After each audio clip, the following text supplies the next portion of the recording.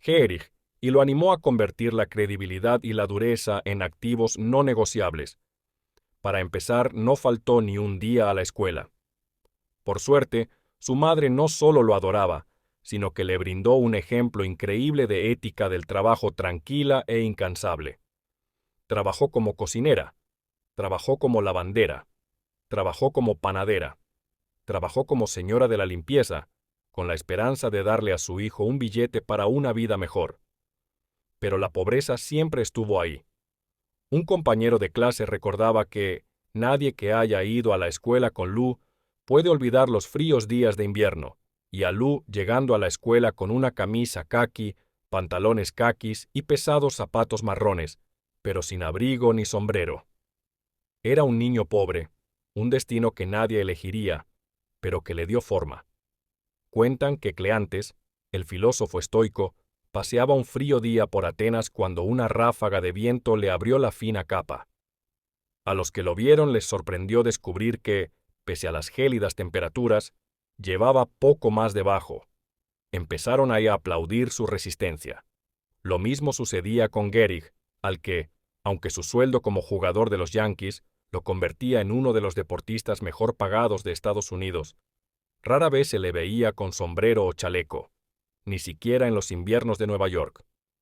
Solo más tarde, cuando se casó con una mujer amable y cariñosa, ésta consiguió convencerlo de que se pusiera un abrigo por ella. A la mayoría de los niños les gusta hacer deporte. Lou Gehrig vio en el juego una vocación superior. El béisbol era una profesión que exigía control y cuidado del cuerpo, ya que era tanto el obstáculo como el vehículo para el éxito. Gehrig hizo ambas cosas. Trabajó más duro que nadie. El fitness era casi una religión para él, diría uno de sus compañeros. Soy un esclavo del béisbol, afirmó Gehrig. Un esclavo complaciente, un esclavo que amaba el trabajo y se sentía siempre agradecido por tener la oportunidad de jugar. Una dedicación así paga dividendos. Cuando Gehrig subía al plato, se comunicaba con algo divino. Estaba tranquilo, vestido con un pesado uniforme de lana que ningún jugador de hoy podría utilizar. Movía los pies hasta acomodarse en su posición de bateo. Cuando se preparaba para lanzar, sus enormes piernas hacían el trabajo y enviaban la pelota desde el bate hasta mucho más allá del campo. Algunos bateadores tienen un punto óptimo. Gehrig podía golpear en cualquier lugar, a cualquiera. Y cuando lo hacía, corría. Para haber sido objeto de burlas por tener piernas como columnas, es notable que Gehrig robara el home más de 2 docenas de veces durante su carrera. No era solo potencia, también velocidad, ritmo, elegancia. Había jugadores con más talento, más personalidad y más brillantes, pero nadie los superaba. Nadie se preocupaba más por la preparación física y nadie amaba más el juego. Cuando amas el trabajo, no lo engañas ni pasas por alto sus exigencias. Respetas incluso los aspectos más triviales de la actividad. Nunca tiró el bate, ni siquiera lo lanzó al aire. Una de las pocas veces que se metió en problemas con el entrenador fue cuando descubrieron que jugaba al béisbol en la calle con chicos de su antiguo barrio, a veces incluso después de partidos de los Yankees. No podía dejar pasar la oportunidad.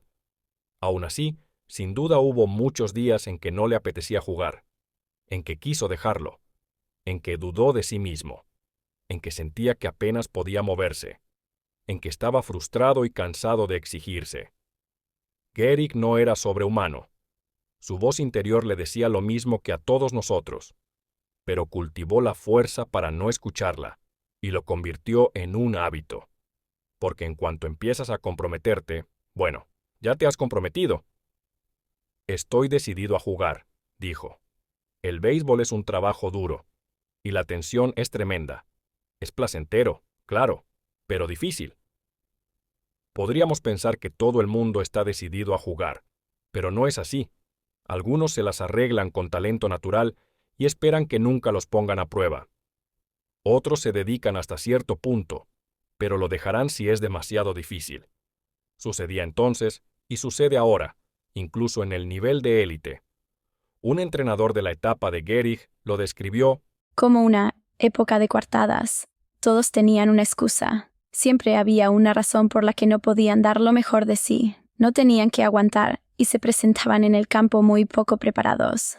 Cuando era novato, Joe DiMaggio le preguntó una vez a Gehrig quién creía que iba a ser el lanzador del equipo contrario, quizá con la esperanza de que le contestara que era alguien fácil de manejar. «Nunca te preocupes por eso, Joe», le explicó Gehrig.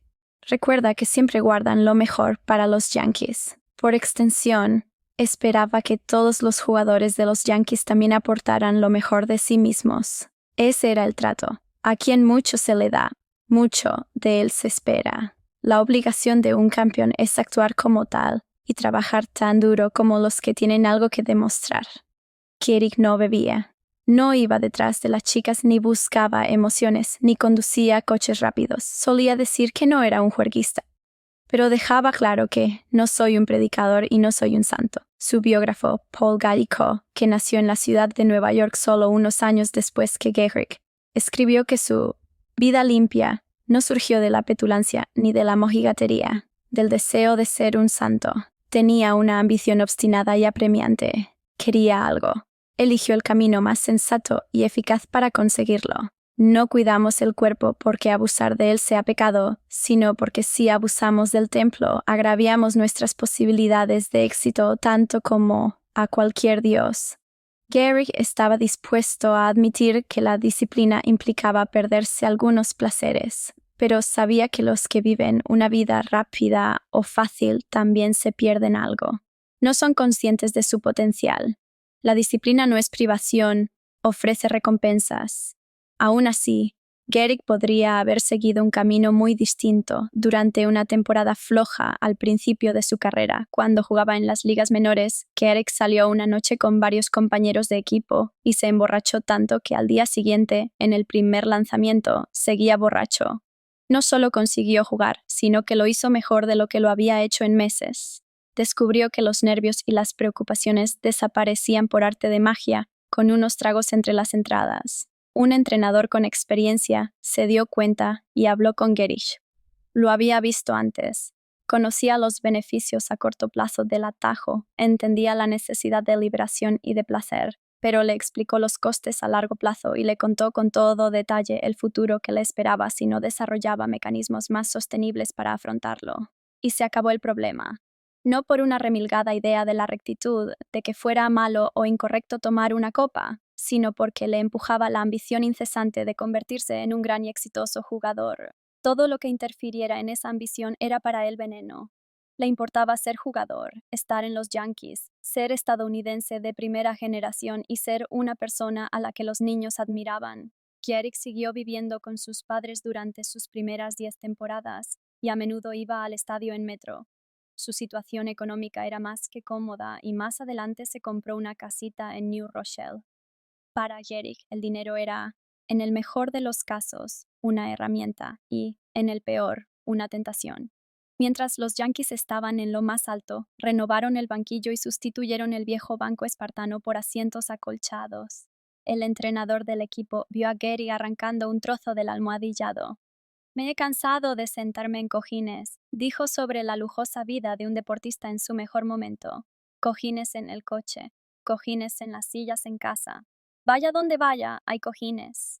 Sabía que sentirse cómodo era el enemigo y que el éxito es una interminable serie de invitaciones a sentirse cómodo. Es fácil ser disciplinado cuando no tienes nada. ¿Y qué pasa cuando lo tienes todo? ¿Qué pasa cuando tienes tanto talento que puedes cubrir el expediente sin darlo todo? Lo que pasó con Lou Gehrig es que eligió controlarse. No era una disciplina impuesta desde arriba o por el equipo. Su templanza era una fuerza interior que emanaba de lo más profundo de su alma. La eligió a pesar de los sacrificios, a pesar de que otros se permitían abstenerse de tal penitencia y les iba bien. A pesar del hecho de que, en general, no se le reconoció, al menos hasta mucho después de su muerte. ¿Sabías que justo tras el legendario home run anunciado de Ruth, Lou Gehrig hizo otro? Sin gestos teatrales. De hecho, fue el segundo que hacía en ese partido. O que ambos tienen la misma cantidad de títulos de campeón de bateo. ¿O que Ruth hizo strikeouts casi el doble de veces que Gehrig? Gehrig no solo mantenía su cuerpo bajo control, lo que Ruth no hacía. Llegó a pesar casi 110 kilos, sino que también controlaba su ego. Un reportero escribiría que era impecable, sin el más remoto vestigio de ego, vanidad o presunción. El equipo siempre era lo primero, antes incluso que su salud. Que se quedara con los titulares quien los quisiera. ¿Podría haber actuado de otra manera? Sí, pero también no. No se lo habría permitido. Incluso su entrenador se quejó una vez, en broma. Si todos los jugadores de béisbol fueran como Gehrig, los entrenadores no tendríamos trabajo en los clubes. Gehrig se preparaba por su cuenta, se ocupaba de su entrenamiento, también fuera de temporada, religiosamente, y rara vez necesitó masajes o rehabilitación. Lo único que pedía al personal era que le dejaran un chicle en la taquilla antes de los partidos, 2 si iban a jugar 2 partidos consecutivos. En cierta ocasión, un observador señaló que Gehrig se tomaba su fama a la ligera, pero muy en serio las obligaciones que implicaba. Pero el deporte es más que músculo y talento. Nadie juega tantos partidos seguidos sin ser un hijo de puta duro. Un mal lanzamiento de su tercer base obligó a Gehrig a atrapar la pelota en el suelo y se clavó el pulgar en la tierra. En el banquillo, su compañero creyó que lo insultaría. Lo único que le dijo Gehrig fue: «Creo que me lo he roto». Lou no dijo ni pío, contó el compañero asombrado. Ni una queja sobre mi mierda de lanzamiento, que había provocado que se le rompiese el pulgar. Por supuesto, estaba de vuelta en la alineación al día siguiente. Supongo que se acabó la racha, bromeó un lanzador después de dejar inconsciente a Gehrig con un lanzamiento en junio de 1934. Durante 5 terribles minutos se quedó allí, inmóvil, como muerto. Morir era una posibilidad real en la época anterior a los cascos. Lo llevaron a urgencias y casi todos creyeron que se quedaría fuera 2 semanas, aunque la radiografía de la fractura de cráneo resultara negativa. Una vez más, al día siguiente, estaba de vuelta en la caja de bateo. Aún así, cabía esperar una duda, un miedo cuando la siguiente pelota se abalanzó hacia él. Por eso los lanzadores batean de vez en cuando, porque les ayuda a tener cuidado. Su instinto de supervivencia les hace retroceder en un juego donde 1 milímetro puede marcar la diferencia. Pero Gehrig se inclinó e hizo un triple. Unas entradas después, otro. Y antes de que se suspendiera el partido porque empezó a llover, otro más, mientras se recuperaba de un golpe casi fatal en la cabeza. A los holandeses no nos detiene una tontería como esa. Fue lo único que comentó después del partido. ¿Qué impulsa a una persona a esforzarse hasta ese punto? A veces solo se trata de recordar al cuerpo quién manda. Tenía que ponerme a prueba, dijo. Quería asegurarme de que ese fuerte golpe en la cabeza no iba a conseguir que me asustara en el plato. Puede que Gehrig no buscara la santificación personal, pero la logró. No hubo un hombre mejor en la tierra, observó uno de sus compañeros de equipo. No bebía, ni mascaba tabaco, ni fumaba. Y se iba a dormir a las 9:30 o 10 cada noche. Hábitos perfectamente alcanzables, pero que le granjearon un respeto increíble. ¿Por qué? Cuando un hombre puede controlar su vida, sus necesidades físicas y su yo inferior, se eleva, diría más tarde Muhammad Ali. Se cuenta una anécdota sobre el primer partido de Gehrig con los Yankees, cuando empezó su racha. Al parecer, ese día también recibió un pelotazo. ¿Quieres que te saquemos?, le preguntó el entrenador. Mierda, no. Dicen que exclamó Gehrig. He tardado 3 años en llegar a este partido. Hará falta más que un golpe en la cabeza para sacarme. Al final, 17 años después, algo lo sacó. Algo más serio que un lanzamiento descontrolado. Para una persona acostumbrada durante tanto tiempo a tener el control, debió de ser desconcertante que su cuerpo dejara de responder como siempre. Poco a poco, pero de forma evidente, su swing dejó de ser tan rápido. Le costaba ponerse el guante. Se caía al meterse en los pantalones. Caminaba arrastrando los pies. Pero su fuerza de voluntad le permitió mantenerse entero, hasta el punto de que pocos sospecharon que algo iba mal. Durante un tiempo, se engañó incluso a sí mismo. Un ejemplo del calendario de Gehrig en agosto de 1938. Los Yankees jugaron 36 partidos en 35 días. 10 partidos fueron dobles, y en una ocasión hubo 5 días consecutivos con partidos dobles. Viajó a 5 ciudades y recorrió miles de kilómetros en tren. Bateó .329 con 9 home runs y 38 carreras impulsadas. Que un deportista consiga algo así sin faltar a un partido y sin perder una entrada a los 35 años es impresionante. Pero Lou Gehrig lo consiguió mientras las primeras etapas de la ELA devastaban su cuerpo, ralentizaban su capacidad motora, debilitaban sus músculos y le provocaban calambres en pasaría, casi una temporada más antes de que el cuerpo de Gehrig se rindiera. La racha había cobrado vida y siguió avanzando. Con grandes esfuerzos consiguió hacer hits and runs, aunque con algún error de vez en cuando. Pero un hombre que conoce su cuerpo, incluso cuando presiona más allá de sus limitaciones, tiene que saber cuándo parar. Joe, le dijo al entrenador de los Yankees un día de mayo de 1939, siempre he dicho que cuando sintiera que ya no podía ayudar al equipo, yo mismo saldría de la alineación. Me temo que ha llegado el momento. ¿Cuándo quieres dejarlo, Lou?, le preguntó McCarthy. Dejarlo. Aquella horrible palabra le quemaba. El entrenador, que creía que estaban hablando de un futuro cercano, esperaba que pasaran algo más de tiempo juntos. Pero el cuerpo de Lou ya estaba muy lejos. Ahora, le contestó Gehrig sin dudar. Saca a Babe Dahlgren. ¿Qué había cambiado? Tras unas semanas de juego irregular, Gehrig había atrapado una pelota rasa y había conseguido un buen out. Era una jugada que había hecho miles de veces, pero sus compañeros de equipo la celebraron como si fuera una hazaña a la altura de uno de los home runs con los que había ganado la Serie Mundial. Lo supo al instante. Estaba siendo un lastre. Churchill recomendó a los jóvenes de la Harrow School. Nunca os rindáis, nunca os rindáis. Nunca, nunca, nunca, nunca. En nada, grande o pequeño, digno o mezquino, nunca cedáis a la fuerza. Nunca os dobleguéis ante el poder del enemigo, por abrumador que parezca. Durante toda su vida, Gehrig había resistido. La pobreza no lo había detenido. No tenía lesiones ni grandes posibilidades de triunfar en deportes profesionales. Había superado la tentación y se había negado a ceder a la complacencia e incluso al cansancio.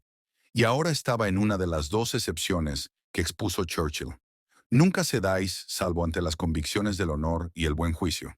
En ese momento, al final del camino, lo único que Gehrig podía hacer era salir con el mismo aplomo y autocontrol con el que había llegado y jugado.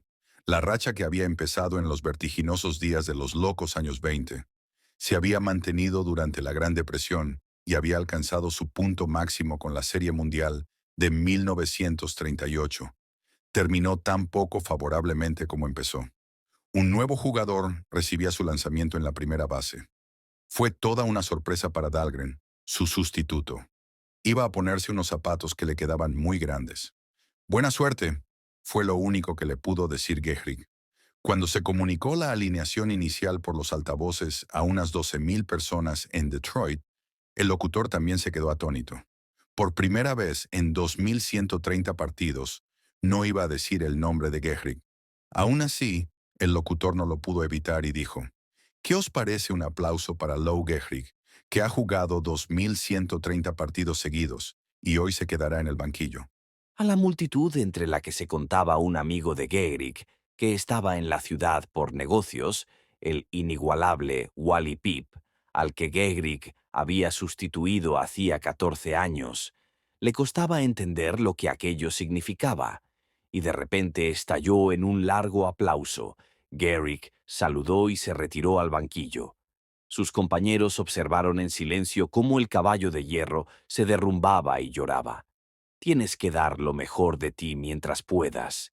La vida es corta. Nunca sabes cuándo te quitarán el partido, cuándo te quitarán el cuerpo. No la desperdicies. El 4 de julio de 1939 entró por última vez en el estadio de los Yankees con el uniforme. Despojado de los músculos que le habían servido durante mucho tiempo, lo único que quedaba era el hombre, su coraje y su dominio de sí. Pero, aunque en otro sentido, era la vieja batalla de siempre contra su cuerpo, la batalla contra el cansancio, la batalla para presionarse. Intentó no hablar, pero la multitud gritaba, «¡Queremos salud! ¡Queremos salud!». Esforzándose por contenerse, las palabras que pronunció demostraron lo que dijo Ali, que cuando dominamos el yo inferior, nos elevamos a un plano superior. Desde hace 2 semanas habéis leído que estoy pasando por una mala racha, comunicó intentando mantener la compostura.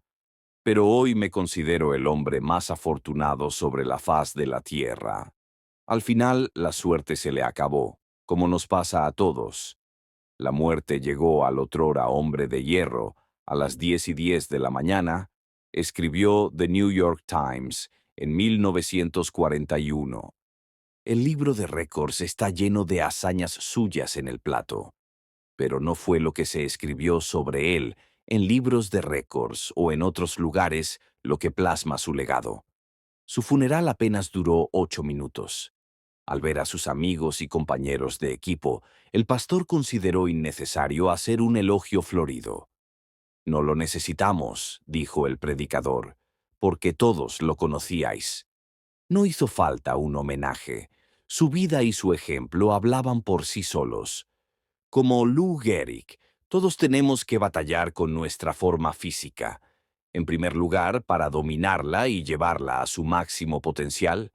En segundo lugar, a medida que envejecemos o enfermamos, para detener su declive, para arrancarle la vida mientras podamos, en sentido literal. El cuerpo es una metáfora. Es un campo de entrenamiento, un campo de pruebas para la mente y para el alma. ¿Qué estás dispuesto a aguantar? ¿Qué puedes hacer sin él? ¿A qué te vas a someter? ¿Qué puedes producir con él? Dices que te encanta lo que haces. ¿Dónde está la prueba? ¿Qué tipo de racha lo demuestra? La mayoría no tenemos a millones de fans mirándonos, ni millones de dólares como incentivo. No contamos con un entrenador que controle nuestros avances diarios. No hay un peso ideal en nuestra profesión. En realidad, esto hace que nuestro trabajo y nuestra vida sean más difíciles, porque debemos ser nuestro propio entrenador y nuestro propio maestro. Somos responsables de nuestra preparación. Tenemos que controlar lo que ingerimos y elegir nuestros valores. Los que de verdad se esfuerzan son más duros consigo mismos de lo que podría ser cualquier persona. Templanza no es una palabra muy sexy y está lejos de ser el concepto más divertido, pero puede conducir a la grandeza. Templanza como una espada templada. Sencillez y humildad. Fortaleza y autocontrol en todo, excepto en nuestra determinación y dureza. Nos lo debemos a nosotros, a nuestros objetivos y al juego para seguir adelante, para seguir presionando, para mantenernos puros, para ser duros, para conquistar nuestro cuerpo antes de que él nos conquiste. De Diognetes, la aversión a las frivolidades, la incredulidad a lo que cuentan los magos y los charlatanes acerca de las hechicerías y la manera de preservarse de los espíritus y otras supercherías de este jaez, a no dedicarme a la cría de codornices ni enfundarme en parejas manías, a aguantar la zumba en las conversaciones, a familiarizarme con la filosofía, oyendo las lecciones, primero de Baquio, luego de Tandasis y de Marciano, a ejercitarme, de niño, en componer diálogos, a haber codiciado el camastro de campaña, cubierto de simple piel, y todas las otras disciplinas inherentes a la educación helénica. Debo a Rústico el haber comprendido la necesidad de enderezar mi carácter y vigilarlo de continuo, no haberme desviado hacia la hinchazón de la sofística, ni haber compuesto tratados teóricos ni esas obras retóricas que tienden a la persuasión. No intentar sorprender al público con ostentaciones de actividad o beneficencia. Haber renunciado a la retórica y a la poesía y al estilo atildado. No pasearme por casa en toga, vedándome tales vanidades ceremoniosas. Escribir llanamente mis cartas, a semejanza de aquella que él mismo escribió, desde Sinuesa, a mi madre, estar siempre dispuesto a doblarme y a reconciliarme prontamente con los que se me irriten o me ofendan, apenas ellos mismos deseen allegárseme. Leer con reflexión, sin contentarme con una noticia superficial de los escritos, no dar fácil ascenso a las personas que charlan de todo fuera de propósito, haber podido leer los escritos de Epicteto, que él me prestó de su biblioteca debo a Apolonio, la independencia de espíritu, la decisión sin perplejidades, el no dejarme regir, ni aun en las... Aprendí de mi abuelo Vero la bondad y la ecuanimidad. Segundo, de la buena fama y memoria legadas por quien me engendró, la circunspección y el carácter viril. Tercera, de mi madre, la piedad, la liberalidad y la abstención no solo de ejecutar acción mala, sino también de pensarla. Además, la simplicidad en el vivir y el alejamiento del sistema de vida que siguen los ricos. Cuarto, de mi bisabuelo, el no haber frecuentado las escuelas públicas y haberme proveído de buenos maestros en casa, bien persuadido que en este particular es menester gastar asiduamente. De mi ayo, el no haber sido en los juegos públicos ni verde ni azul, ni partidario de los parmularios o de los escutarios, la constancia en la fatiga y los escasos cuidados, el afán de obrar por mí mismo, sin agobiarme con excesivas tareas, el menosprecio a los chismosos, los colores de los jinetes de carros en el circo romano. El entusiasmo de los romanos por estas carreras era enorme. Los conductores, aurigas, ganaban grandes fortunas y se convertían en ídolos populares, norte del bulevar. En los combates de gladiadores, los parmularios portaban escudos redondos y ligeros, mientras que los escutarios se servían de escudos pesados y ovalados, norte del este. Es importante que sepas que en la selección de entidades no cualquier opción es conveniente para todos los casos. Por ejemplo, si le pediste a tu abogado o contador que analizara varias de tus empresas y éste te sugirió solamente una entidad, digamos una sociedad general, tendrás que preguntarle por qué piensa que un solo tipo de entidad resulta conveniente para todos los proyectos. Incluso podrías buscar la ayuda de un nuevo asesor profesional, de ser necesario. Aquí discutiremos cuáles entidades funcionan bien en los distintos escenarios de negocios y de titularidad de activos. Pero antes de hacerlo, debo señalar cuáles no funcionan bien en cualquier situación. Saber qué entidad elegir para manejar tus negocios, proteger tus activos y limitar tu responsabilidad es tan importante como saber qué entidad no elegir. Entidades perjudiciales, empresas unipersonales, sociedades generales. Como parte de mi práctica legal, represento a varios negocios que van desde los más pequeños y elementales a los más complejos y de mayor dimensión. Francamente, disfruto mucho de ayudarles a los emprendedores y a los propietarios de negocios a generar dinero, proveer lo necesario para sus familias y empleados, y a garantizar un futuro estable. No obstante, yo no puedo hacer mi trabajo si mi cliente insiste en una entidad perjudicial. Las empresas unipersonales y las sociedades generales no ofrecen protección de activos. ¿Recuerdas la palabra en latín ens? Significa decir algo o una cosa que existe, y estas entidades perjudiciales no separan las cosas legales, porque no es necesario registrarlas en tu estado. Estas entidades te involucran solo a ti, haciendo negocios sin protección alguna. Si alguien llega a entablar una demanda contra el negocio, podrías perder tu casa, tus ahorros y tus activos personales. Te daré un primer ejemplo para ilustrar lo que digo. Caso número 1. Johnny era plomero. Llevaba 5 años en el oficio y empezaba a tener éxito. Sus clientes estaban satisfechos con su trabajo y la gente recomendaba el negocio Johnny's Ace Plumbing. Aunque era buen plomero, Los asuntos legales lo intimidaban porque, en su opinión, los abogados y los contadores por lo general eran inteligentes y por lo tanto su trabajo debía de ser difícil. Cuando Johnny era niño, un abogado trató mal a su papá. El incidente quedó grabado en su memoria y le provocó una actitud de rechazo hacia estos profesionistas. Por todo lo anterior, en lugar de consultar a un abogado y preguntarle cuál era la mejor forma de manejar su negocio, Johnny dejó que su contador de medio tiempo eligiera un tipo de entidad del menú y los resultados fueron desastrosos.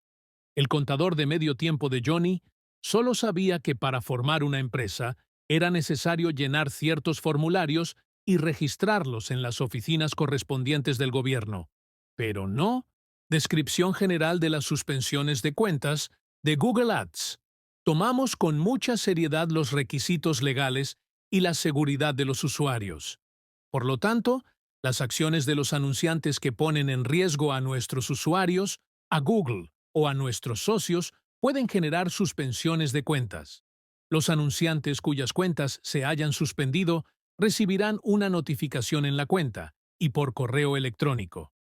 Si deseas ver subtítulos en tu idioma, activa los subtítulos de YouTube.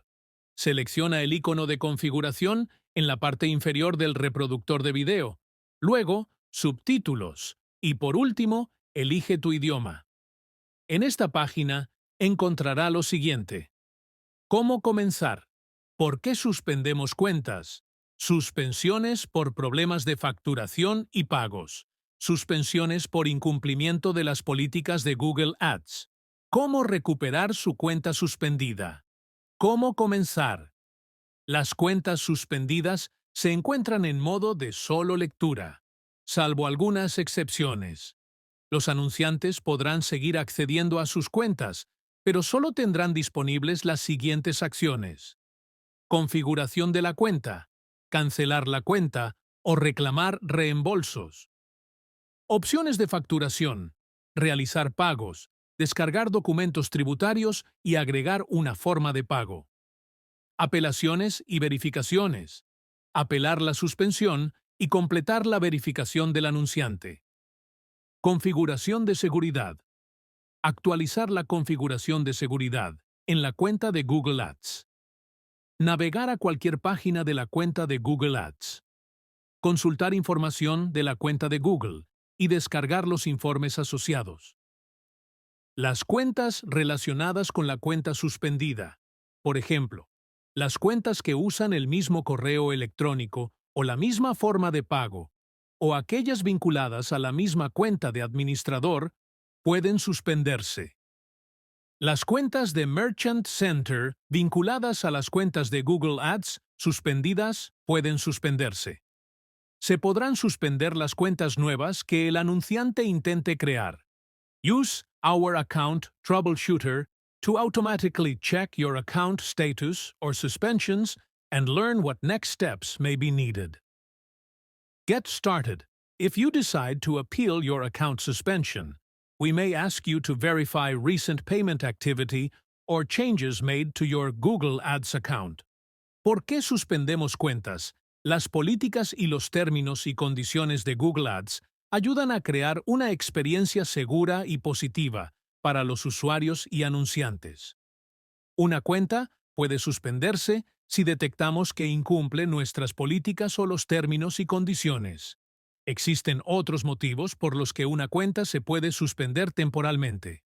Consulte la siguiente información para obtener más detalles. 1. Requisitos relacionados con la facturación y los pagos.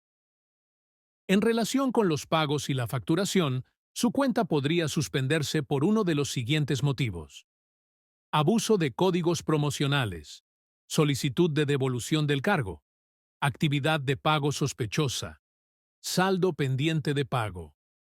Obtenga más información sobre los requisitos relacionados con la facturación y los pagos. Segundo, requisitos de la política de Google Ads. Los requisitos legales y la seguridad de los usuarios son muy importantes para nosotros. Por eso, las acciones de los anunciantes que ponen en riesgo a nuestros usuarios, a Google o a nuestros socios pueden generar suspensiones de cuentas que les impidan usar Google Ads. Obtenga más información sobre las suspensiones de cuenta por incumplimiento de la política de Google Ads. Incumplimientos de política graves. Preguntas frecuentes sobre las suspensiones de cuentas por incumplimiento de la política de Google Ads. 3. Actividad no autorizada de la cuenta. Un usuario no autorizado puede robar sus credenciales y acceder a su cuenta de Google Ads sin su permiso. Si detectamos que un usuario no autorizado intenta acceder a su cuenta de Google Ads, suspenderemos su cuenta temporalmente para protegerla de cargos no autorizados. Si sospecha de alguna actividad no autorizada en sus cuentas de anuncios o en los correos electrónicos conectados a esas cuentas, complete este formulario para comunicarse con nosotros. Protegeremos su cuenta de Google Ads inmediatamente y le comunicaremos las medidas preventivas. Obtenga más información acerca de cómo proteger su cuenta. ¿Por qué fracasan muchos emprendedores? Una razón por la cual muchos emprendedores fracasan, incluso aquellos que fueron buenos en la escuela, es porque las escuelas nos enseñan a ser especialistas o expertos en solo una de las integridades. Por ejemplo, una persona que se gradúa en Derecho está bien educada en la integridad legal del triángulo. No son tan expertos en las otras integridades, aunque la mayoría de los abogados cree serlo. Otro ejemplo es la línea inferior en la parte interna del triángulo, la línea de flujo de efectivo. Casi todos los contadores son entrenados en esta línea del triángulo. Pueden ser grandes contadores, pero la mayoría no son buenos en las otras 7 integridades.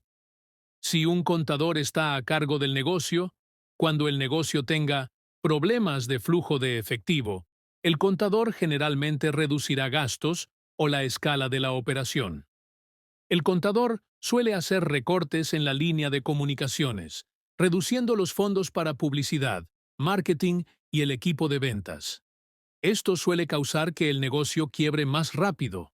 En muchos casos, si un negocio tiene problemas de efectivo, lo inteligente, en lugar de reducir el gasto, es gastar más en ventas, marketing y publicidad. En otras palabras, la razón por la cual muchos emprendedores fracasan es porque su educación los entrenó para ser especialistas, empleados en solo una de las 8 integridades. Para que un emprendedor sea exitoso, debe pensar como un generalista que ve las 8 integridades, el panorama general, todo el negocio y no solo su especialidad. Comunicado número 53, Ciudad de México, 30 de agosto de 2024, Finanzas Públicas y Deuda Pública, a julio de 2024. Al cierre de julio, las finanzas públicas de México se mantuvieron sólidas, con balances presupuestarios en línea con las metas fiscales y una deuda sostenible, lo que refleja una administración prudente. Entre enero y julio, los ingresos tributarios aumentaron 6.1% real anual, impulsados principalmente por la recaudación del IVA, el impuesto a las importaciones y el IEPS de combustibles, lo que refuerza la capacidad del gobierno para financiar el gasto público sin aumentar la deuda.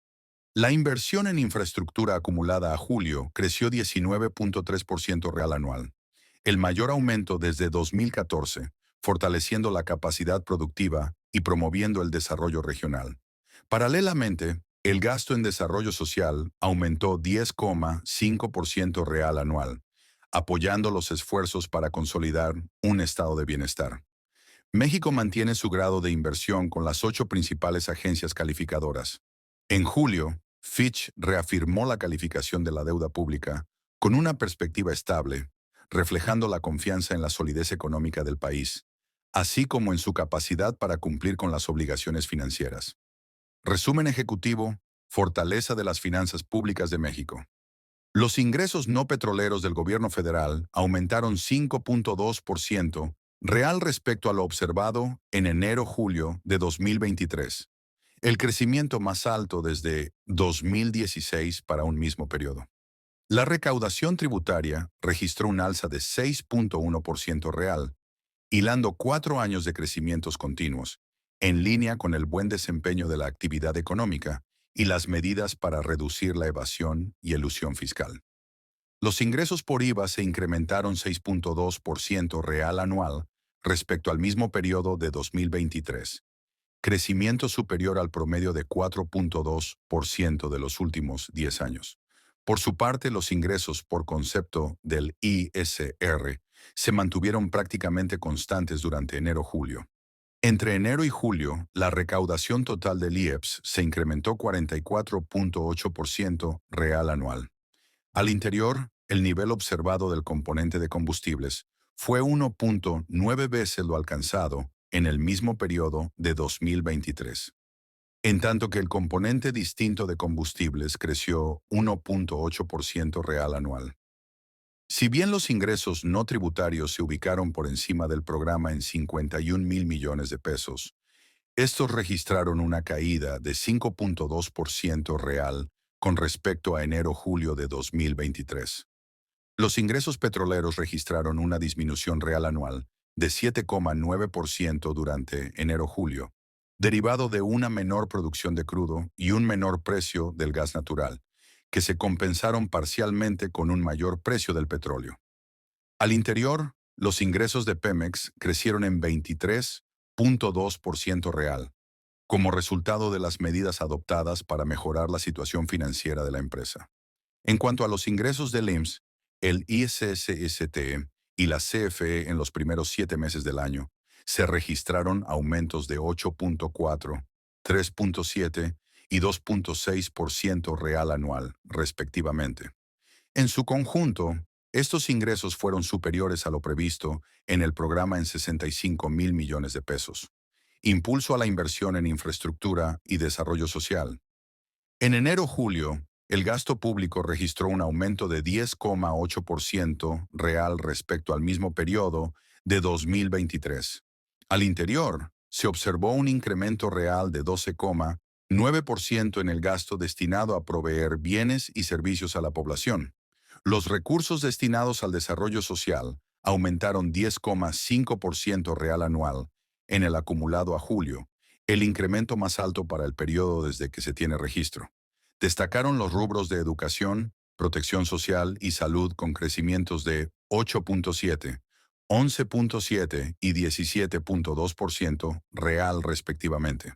El gasto en desarrollo económico registró el mayor crecimiento para el periodo enero-julio desde 2009, con un incremento de 22.1% real anual impulsado por aumentos en los rubros de combustibles y energía, transporte y turismo, principalmente. En el mismo periodo, la inversión directa en infraestructura creció 15.6% real anual, el crecimiento más alto para el periodo desde 2014. La cifra observada representó 64.6% del monto anual aprobado. Deuda sostenible y confianza de los mercados. El costo financiero se ubicó por debajo de lo programado en 46,000 millones de pesos en el acumulado a julio, resultado destacado en un entorno de condiciones financieras restrictivas.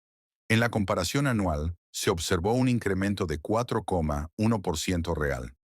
Las participaciones a entidades federativas y municipios crecieron 6.3% real anual respecto a lo observado entre enero y julio de 2023, como resultado del aumento de 5.5% real de la recaudación federal participable.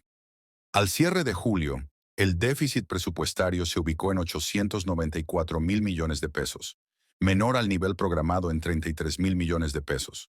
Por su parte, el déficit primario presupuestario alcanzó los 230,000 millones de pesos, menor a lo programado en 13,000 millones de pesos. Finalmente, los RFSP se ubicaron en 1,044,000 millones de pesos. Bienvenido al mundo de la protección de activos y de la formación de entidades. A medida que vayas aumentando tu conocimiento sobre las estrategias y las ventajas, porque te aseguro que con este libro, así será, llegarás a entender y valorar las 6 opciones que tienes en el menú de entidades. Corporación C, Corporación S, LIC o Sociedad de Responsabilidad Limitada, LP, o sociedad limitada, sociedad general, empresa unipersonal. A medida que se han desarrollado los sistemas y las tradiciones de los negocios legales en los últimos 500 años, han surgido distintas estructuras para dirigir empresas.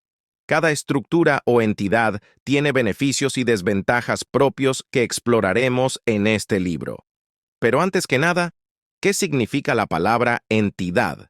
Se refiere a una organización, ya sea privada o pública, que tiene una identidad distinta a la de sus miembros. Se deriva de la palabra en latín ens, que quiere decir algo o una cosa que existe.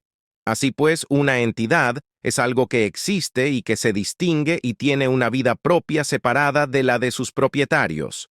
Sin embargo, de las 6 opciones presentadas, 2 en realidad no son entidades, lo cual, como veremos más adelante, no es algo favorable. Para que tengas un marco de referencia al seleccionar tu entidad, es fundamental que clarifiques tu estrategia en el planeamiento. La finalidad de este capítulo es que entiendas perfectamente esto y que elijas la entidad más conveniente para el propósito único y específico que te atañe. Con este objetivo, deberás considerar la siguiente lista: protección de los activos e inversiones familiares, control administrativo, evitar disputas familiares, flexibilidad en la toma de decisiones, sucesión de los hijos y de otros miembros de la familia para el cargo de administración, naturaleza del negocio que se operará, naturaleza del activo que se manejará, número de propietarios involucrados, planeamiento patrimonial o de donación de bienes, personas capaces de comprometer el negocio por medio de obligaciones jurídicas, efecto del fallecimiento o partida del propietario, necesidad de financiamiento y recaudamiento de capital a través del modelo Startup, impuestos, privacidad de la propiedad, consolidación de activos e inversiones. Estos problemas y algunos más se manifestarán a medida que analicemos tus opciones, pero por favor toma en cuenta que no debes tomar la decisión tú solo. Te recomiendo que discutas estos temas con tu abogado, tu contador y otros asesores.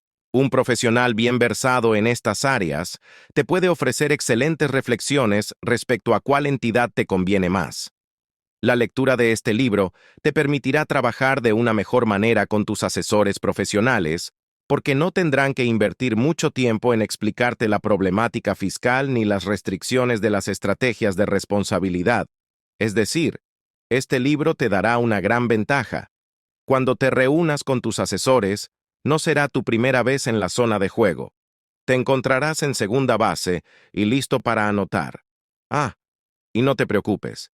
Esta es la última analogía deportiva que haré. Lo que he entendido en esta vida es que a pesar de todo lo que hagas, tienes que seguir avanzando. A veces las personas no te van a valorar, pero realmente tienes que encontrar tu propio valor para que tú puedas brillar. Nunca dejes que te apaguen a pesar de que estés haciendo las cosas bien. No te arrepientas, porque hiciste el bien realmente. Mantente súper contento todos los días. Sigue enfocado en lo que realmente tú quieres. No rompas tus sueños por nada. Y sé un niño. Gatito. Increíble, todos los días estamos creando contenido de alta calidad y seguimos avanzando a pesar de que a veces hay días buenos y hay días malos. Pero me mantengo súper contento porque seguimos avanzando creando contenido de alta calidad y tú sigues aprendiendo cosas súper interesantes en nuestro canal. Realmente ponte a crear cosas interesantes. Crea tu marca personal. Ponte a hacer ejercicio. Yo sé que tú tienes un talento. Yo sé que tú tienes una habilidad. Aprende más cosas, sé experto en eso. Y realmente, mantente súper contento todos los días con lo que realmente tienes. Sé feliz. Busca tu propia tranquilidad. Busca tu propia felicidad, tu propia paz. Y realmente, mantente súper contento haciendo cosas increíbles, haciendo el bien, operando con bondad. Y somos el 1%. El exterior. El cuerpo. Nuestro cuerpo es nuestra gloria, nuestro obstáculo y nuestra responsabilidad. Empezamos con el yo, la forma física. En la primera epístola de San Pablo, a los Corintios, Se nos dice que mantengamos el cuerpo bajo control y que lo sometamos para no quedar descalificados. Según los estoicos, la tradición romana abogaba por la resistencia, una dieta frugal y el uso razonable de otras posesiones materiales. Llevaban ropa y zapatos funcionales, comían en platos funcionales, bebían con moderación en vasos funcionales y se comprometían con seriedad con los rituales de la vida antigua. ¿Los compadecemos? ¿O admiramos su sencillez y dignidad? En un mundo de abundancia, cada uno debe luchar contra los deseos e impulsos y librar una batalla eterna para fortalecerse ante las vicisitudes de la vida. No se trata de tener unos abdominales de hierro ni de evitar todo lo que nos hace sentir bien, sino de desarrollar la fortaleza necesaria para el camino elegido. Se trata de ser capaz de recorrer ese camino y evitar tanto los callejones sin salida como los espejismos. Si no nos dominamos físicamente, ¿quién y qué domina? Fuerzas exteriores. La pereza. La adversidad. La entropía. La atrofia. Hacemos lo que debemos, hoy y siempre, porque para eso estamos aquí. Y sabemos que, aunque parezca fácil tomárselo con calma y más placentero satisfacer nuestro placer, a la larga es un camino mucho más doloroso. Domina el cuerpo. Jugó con fiebre y migrañas. Jugó con un dolor de espalda que lo paralizaba, tirones musculares, esguinces en los tobillos. Y un día, después de recibir un golpe en la cabeza de una pelota a 130 kilómetros por hora, se cambió y jugó con la gorra de Babe Ruth, porque la hinchazón le impedía ponérsela. Durante 2.130 partidos consecutivos, Lou Gehrig jugó como primer base de los New York Yankees, un récord de resistencia física que se mantuvo imbatido durante las siguientes 5 décadas y media. Es una hazaña de resistencia humana inmortalizada desde hace tanto tiempo que es fácil pasar por alto lo increíble que fue. En aquel momento, las temporadas de las grandes ligas de béisbol incluían 152 partidos. Casi cada año, los Yankees de Gehrig participaban en la postemporada y llegaron a la Serie Mundial 7 veces. Durante 17 años, Gehrig jugó de abril a octubre, sin descanso, al más alto nivel. Fuera de temporada, los jugadores iban de gira y jugaban partidos de exhibición. Para ello, a veces viajaban a lugares tan lejanos como Japón. Durante el tiempo que pasó con los Yankees, Gehrig jugó unos 350 partidos dobles y viajó más de 300.000 kilómetros por todo el país, la mayor parte en tren y autobús. Pero no se perdió ni un partido. No porque nunca estuviera lesionado o enfermo, sino porque era un caballo de hierro que se negaba a darse por vencido y que superaba el dolor y los límites físicos que otros habrían utilizado como excusa. En determinado momento, le hicieron radiografías de las manos, y los médicos descubrieron atónitos al menos 17 fracturas curadas. Durante su carrera se rompió casi todos los dedos, y no solo no bajó el ritmo, sino que no dijo una palabra al respecto. Por otra parte, esa misma fama por la racha de partidos consecutivos jugados eclipsa injustamente las estadísticas que acumuló en toda su trayectoria. Su promedio de bateo era un increíble 340, que superó solo cuando contaba, y alcanzó el 361 en las postemporadas. En 2 series mundiales diferentes, bateó más de 500. Hizo 495 jonrones, incluidos 23 Grand Slams, récord que mantuvo durante más de 7 décadas. En 1934, se convirtió en el tercer jugador en ganar la triple corona de la MLB y lideró la liga en promedio de bateo, home runs y carreras impulsadas. Es el sexto de todos los tiempos con 1.995 carreras impulsadas, lo que lo convierte en uno de los mejores compañeros de equipo de la historia del béisbol. Fue 2 veces MVP, 7 veces All-Star, 6 veces campeón de la Serie Mundial, miembro del Salón de la Fama y el primer jugador cuyo número retiraron. Aunque la racha empezó en serio en junio de 1925, cuando Gehrig sustituyó a Wally Pipp, una leyenda de los Yankees. Su resistencia hercúlea era evidente desde joven. Nacido en una familia de inmigrantes alemanes, en el Nueva York de 1903, Gehrig fue el único de 4 hijos que sobrevivió a la infancia. Llegó al mundo con nada menos que 6 kilos 300 gramos de peso y al parecer la cocina alemana de su madre siguió engordándolo. Lo primero que endureció la determinación del niño fueron las burlas de sus compañeros de colegio, por lo que decidió apuntarse al Turnverein de su padre, un club de gimnasia alemana, donde Gehrig empezó a desarrollar la potente parte inferior del cuerpo, que después le permitiría correr tantas carreras. Como no coordinaba los movimientos, un amigo de la infancia comentó en broma en una ocasión que a menudo Gehrig se movía como si estuviera borracho. No nació deportista, se hizo deportista en el gimnasio. La vida como inmigrante pobre no fue fácil. El padre de Gehrig bebía y era un poco vago. Resulta más que paradójico leer sobre las excusas constantes de su progenitor y la cantidad de días que estaba enfermo. Este ejemplo avergonzaba a Gehrig y lo animó a convertir la credibilidad y la dureza en activos no negociables. Para empezar, no faltó ni un día a la escuela.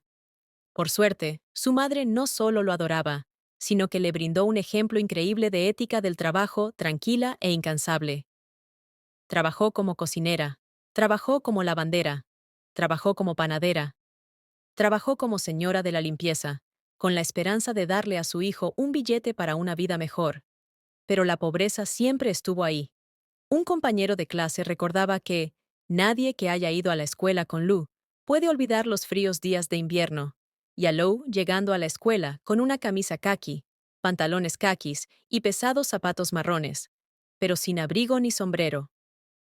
Era un niño pobre, un destino que nadie elegiría, pero que le dio forma. Cuentan que Cleantes, el filósofo estoico, paseaba un frío día por Atenas, cuando una ráfaga de viento le abrió la fina capa.